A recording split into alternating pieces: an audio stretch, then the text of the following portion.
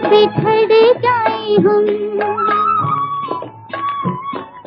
रहना मेरे संग माँ हरदम, ऐसा न हो कि बिछड़ जाए हम। घूमना है हमको दूर की दिशाओं में, चलो चले माँ सपनों के गाँव में। कांटों से दूर कहीं फूलों की छाँव में, चलो चले माँ।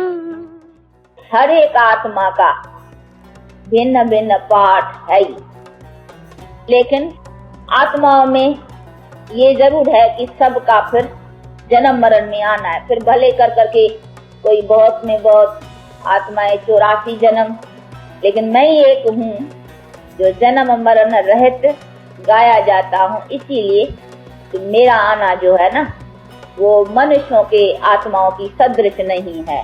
वो अपने कर्म से जन्म मरण में आती हैं।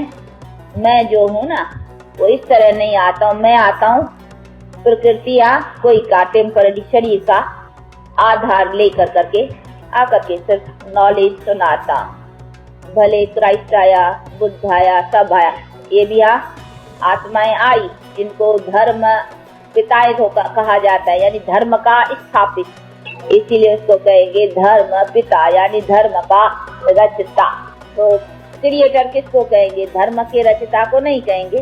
क्रिएटर, वर्ल्ड का क्रिएटर, तो फिर उसको कहेंगे ना। इसी नाते उसका काम सबसे भिन्न हो गया, इसीलिए उनको गॉड या परमात्मा ये सब कहने में आता है। तो ये सभी चीजें समझने की हैं, उसी परम आत्मा का सभी आत्माओं से भिन्न पाठ कैसे हैं। तो ये सभी चीजें बैठ कर करके खुद ही वो परम आत्मा समझा दे। तभी तो देखो गीतों में कहते हैं ना कि तू आ, रूप बदल के आ। बुलाते हैं उसको कि आ अभी आकाश सिंहासन तोड़।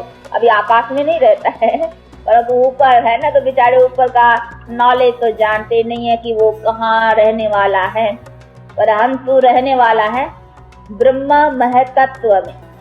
ये भी समझने की बात, जैसे हम आकाश तत्व में, इस ईथर में अब मनुष्य रहते हैं, लेकिन आकाश के पास जिसको ब्रह्म तत्व कहो। चलो चलो माँ सपनों के गाँव में, कांटों से दूर कहीं फूलों की छाँव में, चलो चलो माँ।